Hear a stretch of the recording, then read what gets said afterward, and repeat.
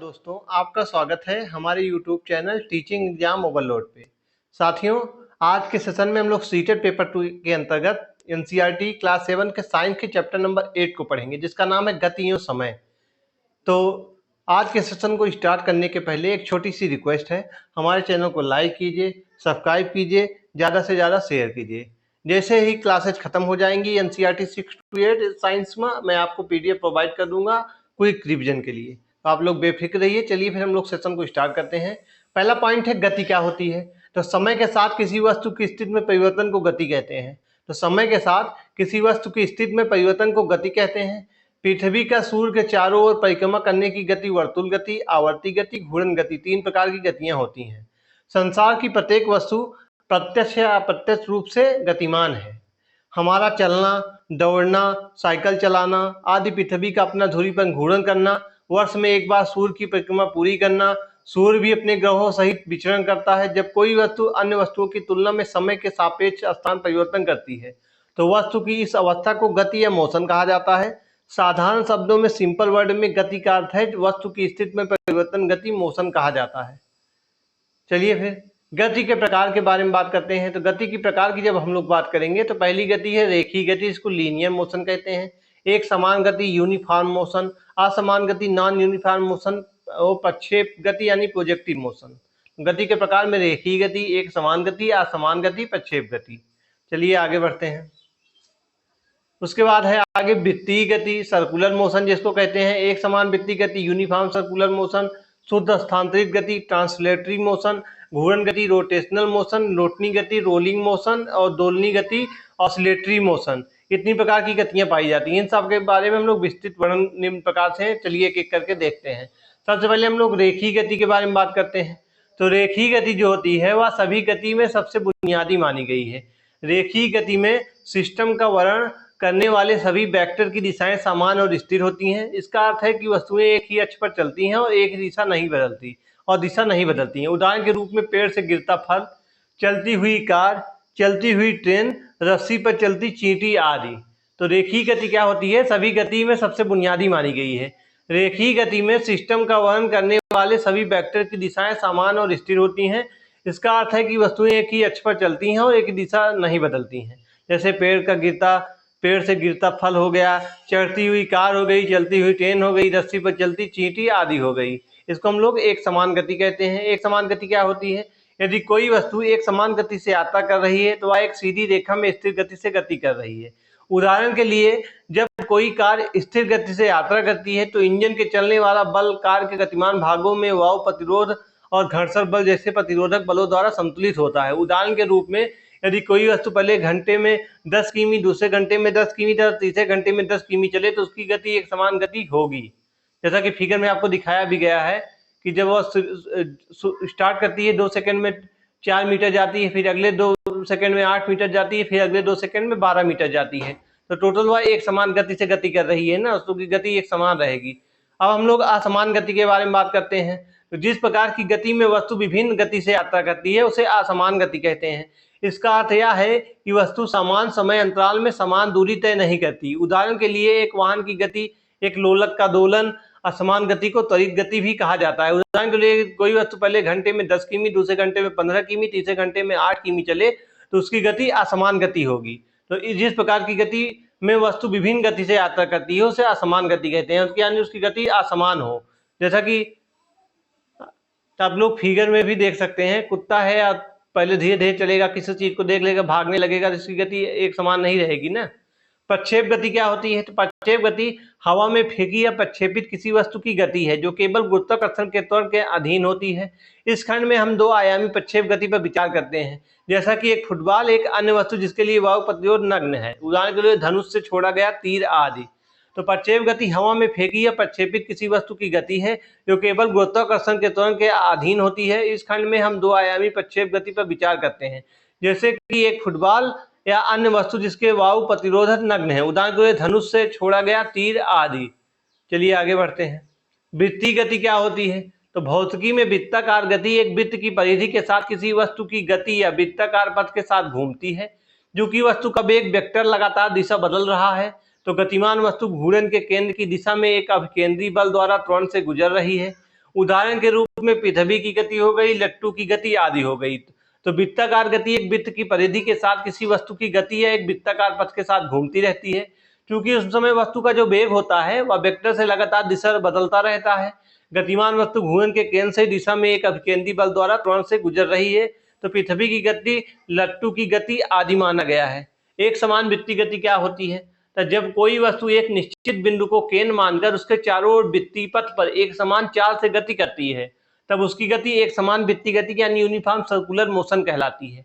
दूसरे शब्दों में, जब कोई गतिमान वस्तु वृत्तीय मार्ग पर समान समय में समान दूरी तय करती है तो वस्तु की एक ऐसी गति को एक समान वृत्तीय गति कहते हैं। तो जब कोई वस्तु एक निश्चित बिंदु को केंद्र मानकर उसके चारों ओर वृत्तीय पथ पर एक समान चाल से गति करती है, तब उसकी गति एक समान वृत्तीय गति या यूनिफॉर्म सर्कुलर मोशन कहलाती है। या दूसरे शब्दों में हम यह भी कह सकते हैं कि जब कोई गतिमान वस्तु वृत्तीय मार्ग पर समान समय में समान दूरी तय करती है तो वस्तु की ऐसी गति को हम लोग क्या कहते हैं? एक समान वृत्तीय गति कहते हैं या यूनिफॉर्म सर्कुलर मोशन कहते हैं। चलिए हम लोग आगे बढ़ते हैं। उदाहरण के रूप में सूर्य के चारों ओर पृथ्वी की गति। तो आप लोगों ने देखा, तो सूर्य के चारों ओर पृथ्वी की गति, शुद्ध स्थानांतरित गति क्या होती है? जब कोई पिंड इस प्रकार की गति करता है कि उसका प्रत्येक कण निश्चित समय में समान दूरी तथा समान दिशा विस्थापित होता है, तब पिंड की गति को शुद्ध स्थानांतरित गति या ट्रांसलेटरी मोशन कहलाती है। तो जब कोई पिंड इस प्रकार की गति करता हो कि उसका प्रत्येक कण निश्चित समय में समान दूरी तथा समान दिशा विस्थापित होता है, तब पिंड की इस गति को शुद्ध स्थानांतरित गति या ट्रांसलेटरी मोशन कहलाती है। जैसा कि आप देख रहे होंगे, इसमें रॉकेट उड़ रही है हवा में। घूर्णन गति क्या होती है? तो घूर्णी गति को एक निश्चित कक्षा में एक वृत्ताकार पथ के चारों ओर किसी वस्तु की गति के रूप में परिभाषित किया जा सकता है। यानी घूर्णी गति के लिए गतिकी पूरी तरह से रेखीय संबंधी गतिकी के अनुरूप होता है। घूर्णी गति में केवल कठोर पिंडों पर विचार किया जाता है। एक कठोर शरीर एक द्रव्यमान वाली वस्तु है जो एक कठोर आकार रखती है। छठ पंखे की गति आदि। तो घूर्णन गति जो होती है उसमें घूर्णी गति को एक निश्चित कक्षा में एक वृत्ताकार पथ के चारों ओर किसी वस्तु की गति के रूप में परिभाषित किया जा सकता है। घूर्णी गति के लिए गतिकी पूरी तरह से रेखीय संबंधी गतिकी के अनुरूप है। घूर्णी गति में केवल कठोर पिंडों पर विचार किया जाता है। एक कठोर शरीर एक द्रव्यमान वाली वस्तु है जो एक कठोर आकार की रहती है। उदाहरण के रूप में छठ पंखे की गति आदि, इसको हम लोग कैसे घूर्णी गति कह सकते हैं। लोटनी गति क्या होती है? लोटनी गति जो होती है वह रोलिंग एक प्रकार की गति है जो एक सतह से संबंध से उस वस्तु के रोटेशनल और अनुवाद को जोड़ती है। जैसे कि यदि आदर्श स्थितियां मौजूद हों तो दोनों बिना खिसके एक दूसरे से संपर्क में हो, रोलिंग जहां कोई स्लाइडिंग नहीं है उसे शुद्ध रोलिंग कहा जाता है। दूसरे शब्दों में, जब कोई वस्तु घूर्णन व स्थानांतरण दोनों प्रकार की गति करती है तो उसे लोटनी गति या रोलिंग मोशन कहते हैं।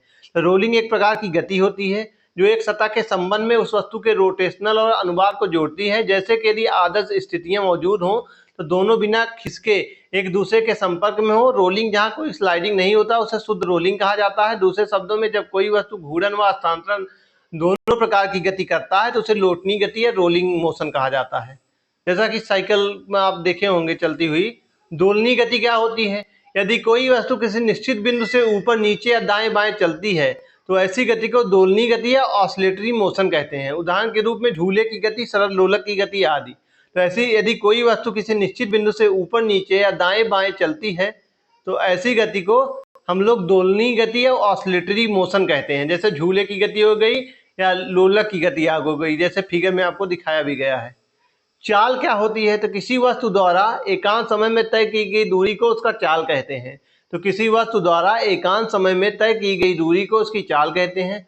चाल से हमें पता चलता है कि कौन तेज चल रहा है। जब कोई व्यक्ति या वस्तु अपने स्थान को परिवर्तित करता है तथा अपने पूर्व स्थान से आगे बढ़ता है तो इस प्रकार की क्रिया को ही हम चाल कहते हैं। किसी भी व्यक्ति या वस्तु द्वारा एकांत समय में सरल रेखीय पथ पर तय की गई दूरी को वस्तु या व्यक्ति का चाल कहा जाता है। यहाँ पर सरल रेखीय पथ से मेरा मतलब सीधे रास्ते से है। चाल को हम b से प्रदर्शित करते हैं। चाल एक अदिश राशि है। चाल का SI मात्रक मीटर प्रति सेकंड होता है। तो किसी भी व्यक्ति या वस्तु द्वारा एकांत समय में सरल रेखीय पथ पर तय की गई दूरी को वस्तु या व्यक्ति का चाल कहा जाता है। यहाँ पर सरल रेखीय पथ से मेरा मतलब सीधे रास्ते से है। चाल को हम b से प्रदर्शित करते हैं। चाल एक अदिश राशि है। चाल का SI मात्रक मीटर प्रति सेकंड होता है। चलिए आगे बढ़ते हैं। चाल बराबर होता है कुल तय की गई दूरी बटा कुल लिया गया समय। तो चाल का जो सूत्र होता है, चाल बराबर कुल तय की गई दूरी और कुल लिया गया समय। चाल के प्रकार एक समान चाल होता है, असमान चाल होती है, औसत चाल होती है, तत्कालिक चाल होती है। एक समान चाल क्या होती है? यदि कोई गतिमान वस्तु एक समान समय अंतराल में समान दूरी तय करती है तो वस्तु की चाल एक समान चाल कहलाती है। वहीं यदि कोई गतिमान वस्तु एक समान समय अंतराल में भिन्न भिन्न दूरी तय करती है तो वस्तु की चाल असमान चाल कहलाती है। यदि कोई गतिमान वस्तु एक समान समय अंतराल में भिन्न भिन्न दूरी तय करती है तो वस्तु की चाल असमान चाल कहलाती है। औसत चाल क्या होता है? किसी गतिमान वस्तु द्वारा किसी एकांत समय में तय की गई औसत दूरी को वस्तु की औसत चाल कहते हैं। तो किसी गतिमान वस्तु द्वारा किसी एकांत समय में तय की गई औसत दूरी को वस्तु की औसत चाल कहते हैं। अर्थात वस्तु द्वारा तय की गई कुल दूरी तथा कुल दूरी तय करने में लगा समय के अनुपात को वस्तु की औसत चाल कहते हैं। तत्कालिक चाल क्या होता है? तो किसी निश्चित क्षण पर अत्यंत सूक्ष्म समय अंतराल में वस्तु द्वारा चली गई दूरी अथवा सूक्ष्म समय अंतराल के अनुपात को वस्तु का तत्कालिक चाल कहते हैं। तो किसी निश्चित क्षण पर अत्यंत सूक्ष्म समय अंतराल पे वस्तु द्वारा चली गई दूरी को तथा सूक्ष्म समय अंतराल के अनुपात को वस्तु का तत्कालिक चाल कहते हैं। समय की माप क्या होता है? तो बहुत सी घटनाएं निश्चित अंतरालों के पश्चात स्वयं दोहराती हैं।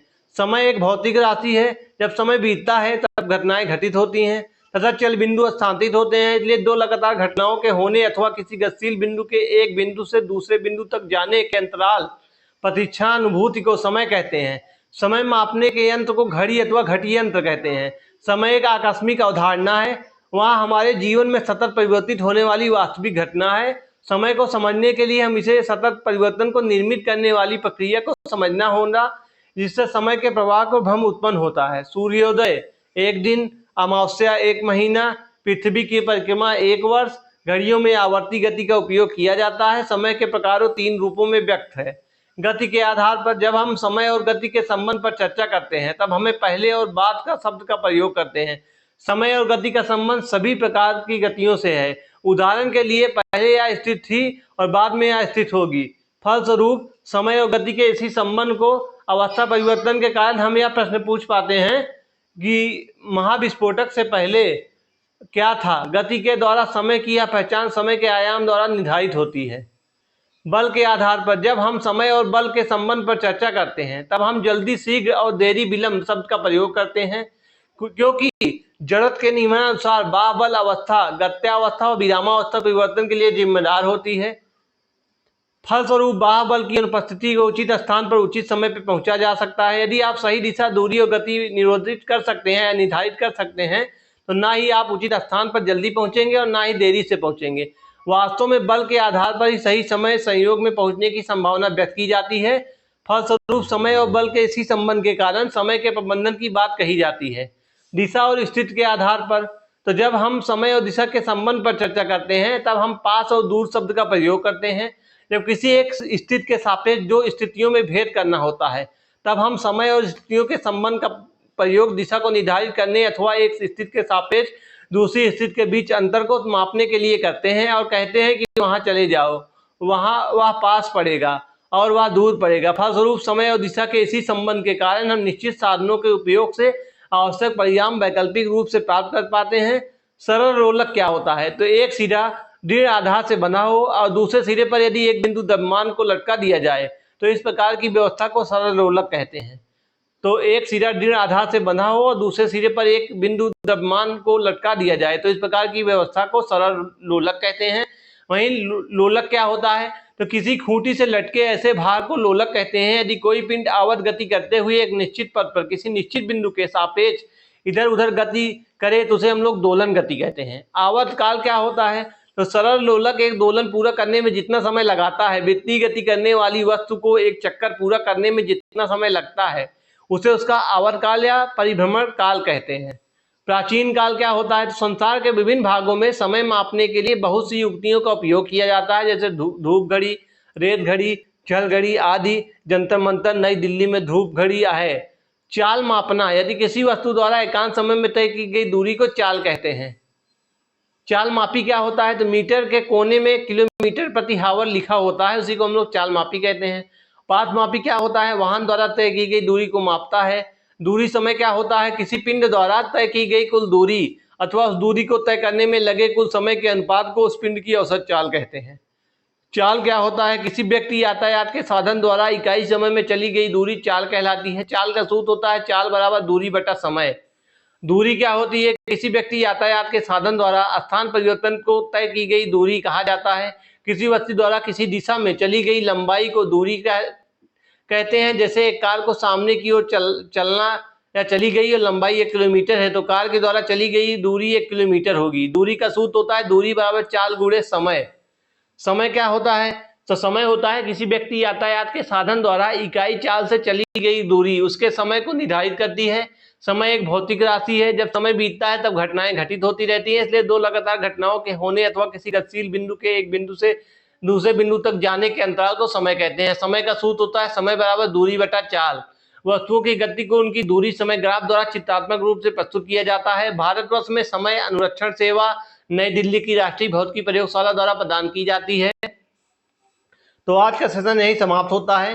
मैं आशा करता हूँ यह सेशन आपको आसानी से समझ में आया होगा। आज के सेशन में हम लोगों ने एनसीईआरटी साइंस क्लास 7 के चैप्टर नंबर 8 को पढ़ा, जिसका नाम था गति एवं समय, जो कि इम्पोर्टेंट चैप्टर माना जाता है। यहाँ से सीटेट में कई बार प्रश्न बन चुके हैं। तो आज का सेशन हम यही समाप्त करते हैं। कल फिर मिलते हैं कई नए सेशन के साथ। तब तक हमारे चैनल को लाइक कीजिए, सब्सक्राइब कीजिए, ज़्यादा से ज़्यादा शेयर कीजिए। तो आप लोग क्लासेज की नोट्स और पीडीएफ प्राप्त करना चाहते हैं, डिस्क्रिप्शन बॉक्स में टेलीग्राम का लिंक दिया हूँ, आप लोग उससे जुड़ जाइए। वहीं पे क्लासेज की नोट्स पीडीएफ से प्रोवाइड की जाती हैं। धन्यवाद। जय हिंद, वंदे मातरम।